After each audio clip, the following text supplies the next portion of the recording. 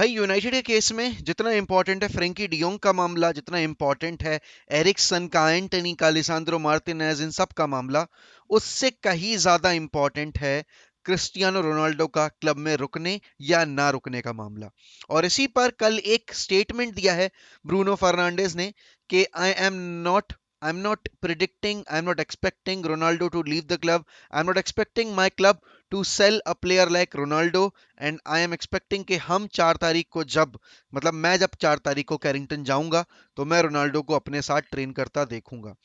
बात तो बिल्कुल सही है टू बी वेरी ऑनेस्ट, क्योंकि हम सबको पता है कि यूनाइटेड रोनाल्डो को खोना अफोर्ड नहीं कर सकती, because they need leaders, they need match winners, and इस टीम में रोनाल्डो से बड़ा मैच विनर कोई नहीं है।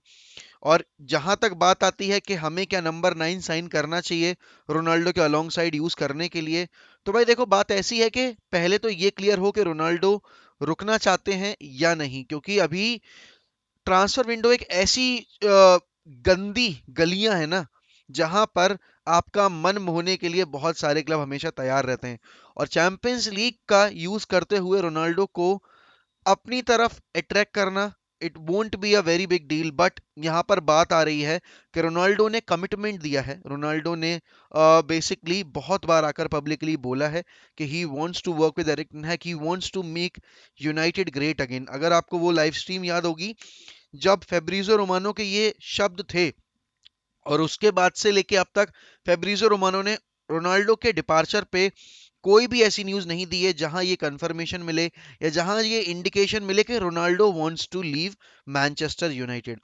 तो as a fan and as a viewer, I don't see, because अगर मैं न्यूट्रल भी हूं, ठीक है ना, और जितने भी सारे रूमर्स चल रहे हैं, तो मैं तब तक उस बात पर भरोसा नहीं करूंगा जब तक किसी ऑथेंटिक न्यूज सोर्स से वो चीज निकल कर नहीं आती है। ऑल राइट, तो अब भाई आगे बढ़ते हैं और बात करते हैं एरिक टेन हैग की। एरिक टेन हैग के आने से ना एक थोड़ा सा फील गुड फैक्टर वापस आ गया है क्लब के अंदर। और ऐसा फील गुड फैक्टर वापस आना इसलिए मुमकिन हो पाया क्योंकि एरिक टेन हैग की जो ट्रेनिंग सेशंस हैं वो बहुत ही डिटेल्ड ओरिएंटेड हैं।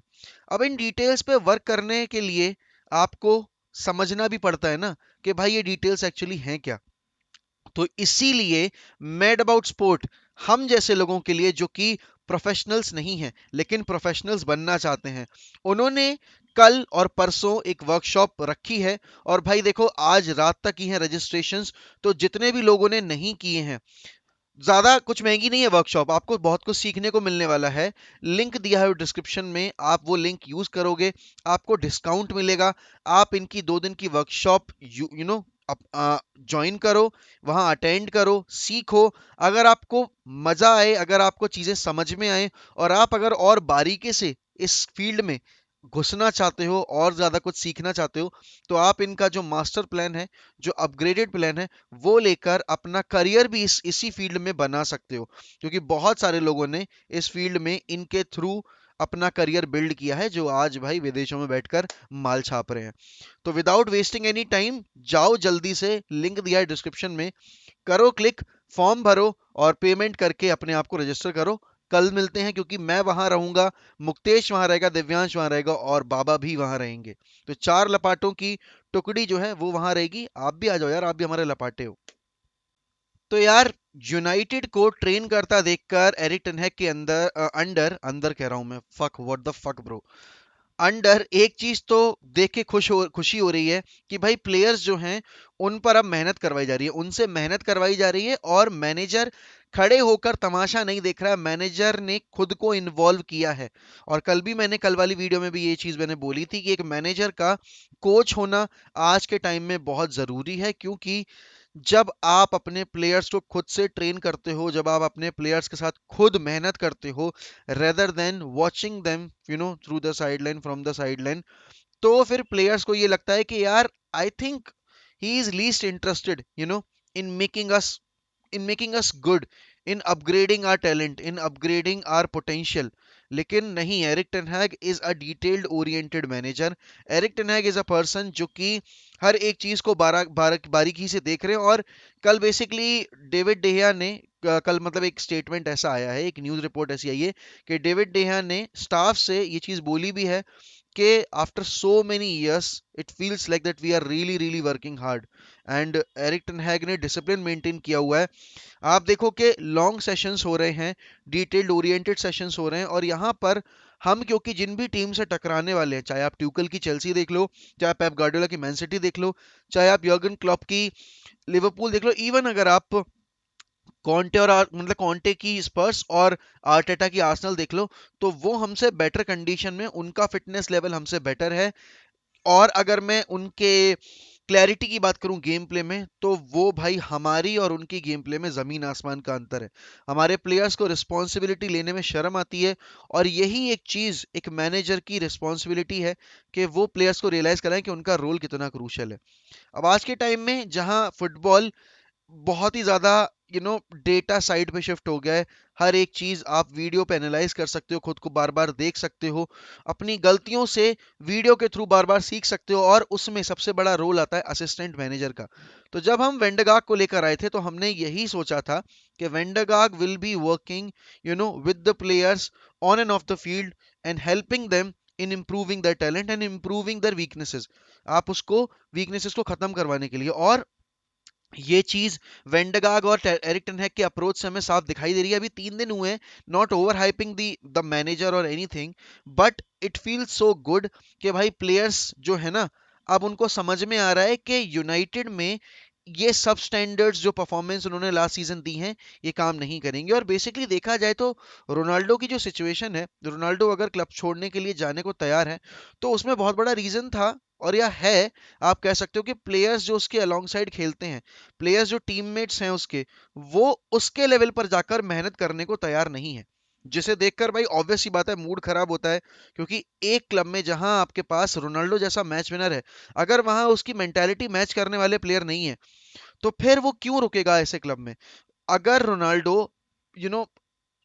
मैड्रिड में इतना सक्सेसफुल था, तो उसकी वजह ये थी कि भाई वहां पर रामोस, पेपे, मॉड्रिच, क्रूज, मार्सेलो, कैसियास, आपके बेंजिमा, ये सारे प्लेयर्स खेलते थे उसके अलोंग साइड, मेंटालिटी मॉन्स्टर्स। और हमारे पास अगर हम 1-0 डाउन हो जाते हैं, लास्ट मैच डे की बात करते हैं जब हम क्रिस्टल पैलेस के अगेंस्ट 1-0 डाउन हो गए थे, तो हम कमबैक नहीं कर पाए थे, और ये दिखाता है कि हमारे टीम के अंदर कैरेक्टर्स नहीं है। तो एरिक टेनहैग और वेंडरगाग की यही रिस्पॉन्सिबिलिटी है। और बेसिकली स्टीव मैकलैरन का एडिशन सब लोगों ने ये पूछा था कि वो क्यों इतना इंपॉर्टेंट है,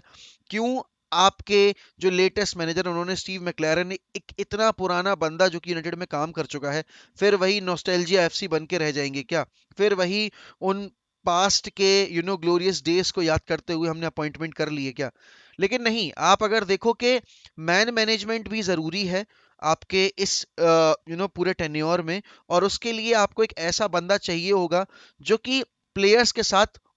खुल के बात कर पाए। एक इंग्लिशमैन ज़्यादा देखो, यूनाइटेड में बहुत सारे इंग्लिशमैन भी हैं, और क्योंकि आपको एक पता है कि आज के टाइम में जो साइकोलॉजिस्ट होता है, ठीक है ना, वो भी बहुत इंपॉर्टेंट रोल अदा करता है एक टीम के सीजन में, क्योंकि उनको मोटिवेटेड रखना, उनको उनके अंदर सेल्फ बिलीव जगा के रखना, वो बहुत इंपॉर्टेंट चीज़ है। तो भाई स्टीव मैकलैरन का रोल डिटेल्ड ओरिएंटेड भी है, और साथ ही साथ उनका काम मैन मैनेज भी करना है, और वो एरिक टेन हैग के साथ मिलकर इसीलिए इस टीम को बेसिकली बिल्ड करना चाहते हैं। और सब लोग ये सोच रहे होंगे कि यार हमने अभी तक ट्रांसफर्स की बात तो सुनी नहीं है, तो ट्रांसफर्स के बारे में भी बता देता हूं भाई कि लिसांद्रो मार्टिनेज के लिए यूनाइटेड सीरियस है। हम सबको पता है कि एंटनी अभी इंजर्ड है, तो एंटनी की डील थोड़ा सा हो सकता है इस चक्कर में डिले हो जाए, और इसीलिए लिसांद्रो मार्टिनेज के लिए यूनाइटेड पुश करना चाह रही है। आर्सेनल हमसे आगे बैठी हुई है, लेकिन लेट्स बी ऑनेस्ट यार, अगर यूनाइटेड उनका वैल्यूएशन मैच कर देगी, और यूनाइटेड अगर ऑफर लेकर जाएगी और फर्स्ट टीम फुटबॉल ऑफर करेगी, क्योंकि यूनाइटेड में अगर मार्टिनेज आएंगे तो वो सीडीएम खेल सकते हैं, और आई आई थिंक के ये साइनिंग इसीलिए की भी जाएगी कि लिसांद्रो मार्टिनेज को सीडीएम खिलाना है। क्यों? क्योंकि उन्होंने आईएक्स में 2 सीजन पहले यही चीज रिपीट की थी, और वो through out the season CDM position पे खेले थे। अब यहाँ पर यूनाइटेड के लिए आप सब लोग कहेंगे कि भाई फ्रेंकी डियोंग का हियर वी गो तो हुआ नहीं, भैया अभी तक मलासिया का हियर वी गो तो हुआ नहीं। हो जाएगा भाई, चीजें गड़बड़ नहीं होने वाली हैं, the deal will go through, घबराओ मत। क्योंकि कल बार्सिलोना ने जो अपना दिखाया है, जो शीट है, उसमें उन्होंने एनुअल जो रेवेन्यू है उसमें अपना बोनस दिखाया है, तो उनको बेसिकली घबराने की जरूरत नहीं है। और वो इस सेल से जो रेवेन्यू जनरेट करेंगे उसके बाद वो आसानी से जाकर मार्केट में पैसा खर्च करके रफीनिया लेवेंडोस्की जिसके ऊपर भी खर्च करना चाहते हैं उसको खर्च करके लेकर आ पाएंगे। United on the other hand अभी तक क्लैरिटी में है इन दोनों डील्स पर, लेकिन वो और भी डील्स पे वर्क करना चाह रहे हैं, और सिर्फ अभी जो नाम निकल निकल कर आ रहे हैं वो है Antony, Lisandro Martinez and Christian Eriksen.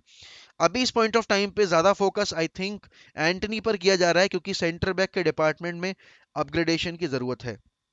तो भाई यही था आज के लिए, और मैं वापस से याद दिलाना चाहूंगा कि अभी तक अगर अगर आपने नहीं किया है subscribe one M F C को, और अगर अभी तक आपने वीडियो को लाइक नहीं किया था, अगर आप एंड तक आ गए हैं तो प्लीज कर दीजिएगा, और साथ ही साथ कमेंट करना मत भूलिएगा, रजिस्ट्रेशन कर देना मेटाबॉट स्पोर्ट्स के लिए। तब तक के लिए गुड बाय, टेक केयर।